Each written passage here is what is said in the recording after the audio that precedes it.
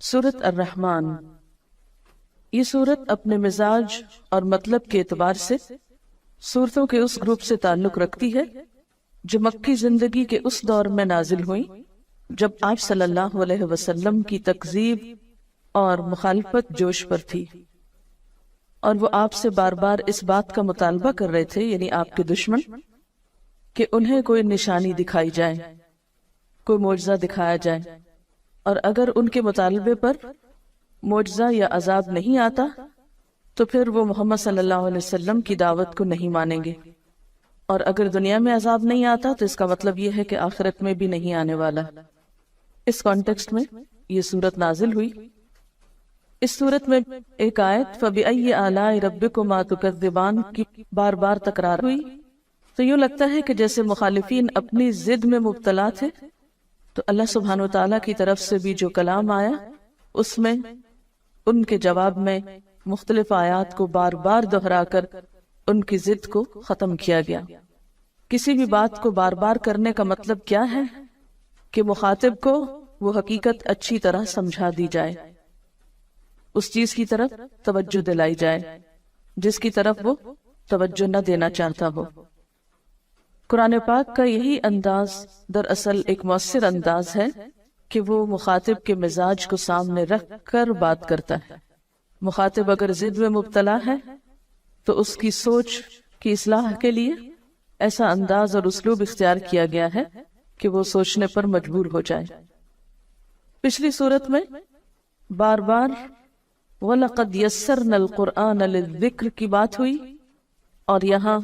کلام کے آغاز میں ہی فرمایا بسم اللہ الرحمن الرحیم الرحمن علم القرآن، رحمان اس نے قرآن کی تعلیم دی۔ اس صورت میں اللہ سبحانہ وتعالیٰ کی بہت سی نعمتوں کا ذکر کیا گیا ہے، اور پھر ان نعمتوں کا احساس بھی دلایا گیا سوالیہ انداز میں فَبِأَيِّ آلَاءِ رَبِّكُمَا تُكَذِّبَانِ کہہ کر کہ تم اپنے رب کی کن کن نعمتوں کو جھٹلاؤ گے۔ حقیقت یہ ہے کہ انسان کو جتنی بھی نعمتیں ملی ہیں ان سب میں بہترین نعمت، اعلیٰ ترین نعمت، اور وہ نعمت جس کا سب سے پہلے ذکر کیا گیا وہ ہے قرآن کی نعمت۔ ساری دنیا کی نعمتیں ایک طرف اور قرآن کی نعمت ایک طرف۔ هُوَ خَيْرٌ مِّمَّا يَجْمَعُونَ، وہ بہتر ہے ہر اس چیز سے جسے لوگ جمع کر رہے ہیں۔ اور یہ اللہ تعالیٰ کی رحمت کا نتیجہ ہے کہ مخالفین عذاب مانگ رہے ہیں اور اللہ تعالیٰ جواب میں اپنی رحمت کے طور پر ان کی اصلاح کے لیے قرآن بھیج رہا ہے۔ الرحمن، بے حد مہربان، بہت مہربان، علم القرآن، اس نے تعلیم دی ہے قرآن کی، اس نے سکھایا ہے قرآن۔ اہل مکہ کہتے تھے کہ یہ قرآن کسی انسان نے یا کسی جن نے آپ کو القاء کیا ہے، یا آپ نے خود لکھ لیا ہے، یا کوئی اجمی غلام آپ کو اس کی تعلیم دیتا ہے، یا کچھ اور لوگوں کا خیال ہے کہ اہل کتاب کے علماء سے آپ نے شاید کچھ سیکھ لیا۔ فرمایا نہیں، کسی سے بھی کچھ نہیں سیکھا۔ علم القرآن، یہ قرآن رحمان کی تعلیم ہے، رحمان نے سکھایا ہے۔ اللہ تعالیٰ نے اسے نبی صلی اللہ علیہ وسلم کو سکھایا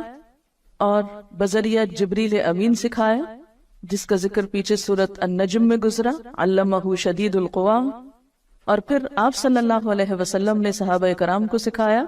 اور اس سے یہ سلسلہ چل نکلا جو آج تک باقی ہے اللہ کے فضل سے۔ تو قرآن کی تعلیم دینا ایک بہت اعلیٰ درجے کا کام ہے جسے رحمان نے اپنی طرف منسوب کیا۔ الرحمن علم القرآن، اللہ تعالیٰ کی صفات میں سے بہترین صفت اس کی صفت رحمت ہے، اور اس میں بھی مبالغے کا صیغہ رحمان ہے، تو یہ اس کی رحمت ہے کہ اس نے اس کی تعلیم دی۔ اسی لیے بندوں میں سے بھی بہترین ان کو قرار دیا گیا جو قرآن سیکھیں یا سکھائیں۔ گویا جو شخص یہ چاہتا ہو کہ اس پر اللہ کی رحمت نچھاور کی جائے، اللہ تعالیٰ کی رحمتوں کو پائے، اس کے لیے پھر اس کے سوا کوئی راستہ نہیں کہ اس قرآن کو سیکھے اور سکھائے، یا اس کو لوگوں تک پہنچانے کے لیے کوشش کرے۔ اور یہ حقیقت ہے کہ جو شخص بھی اپنی زندگی، اپنے وقت، اپنے مال، اپنی صلاحیتوں کا کچھ حصہ بھی اس کی تعلیم کو عام کرنے میں استعمال کرے گا، اللہ تعالیٰ اس کی ان تمام چیزوں میں برکت پیدا فرمائے گا اور اپنی خاص رحمت سے نوازے گا۔ اور علامہ کا لفظ باب تفعیل سے ہے، جس کے معنی میں آہستہ آہستہ بتدریج ایک چیز دینا ہوتا ہے، یعنی قرآن پاک یک بارگی نہیں اتار دیا گیا بلکہ تھوڑا تھوڑا کر کے اتارا گیا۔ اور ویسے بھی قاعدے کے مطابق باب تفعیل جو ہے یہ متعدی ہوتا ہے، جس کا معنی یہ ہے کہ اس کے پھر دو مفعول ہوں گے، پہلا وہ علم جس کو سکھایا جائے یعنی پہلا مفعول، اور دوسرا وہ شخص جس کو سکھایا جائے۔ تو یہاں پر علم القرآن میں پہلا مفعول تو قرآن ہے، یعنی قرآن کی تعلیم دی، اور دوسرا کیا ہوگا کہ وہ شخص جس کو دی گئی یعنی رسول اللہ صلی اللہ علیہ وسلم، اور پھر آپ کے ذریعے سب تک یہ ہدایت پہنچائی گئی۔ تو الرحمن علم القرآن، رحمان نے تو ایک خاص طریقے پر قرآن کی تعلیم دی،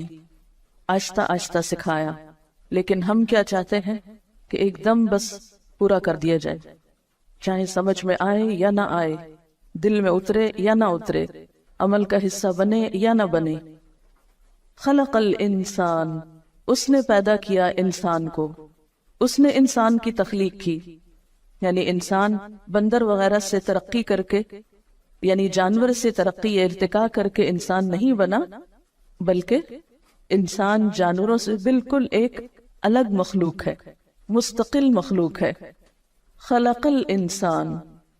اس نے انسان کی تخلیق کی، یعنی انسان بطور انسان ہی پیدا کیا گیا، پہلے وہ جانور کے طور پہ نہیں پیدا کیا گیا۔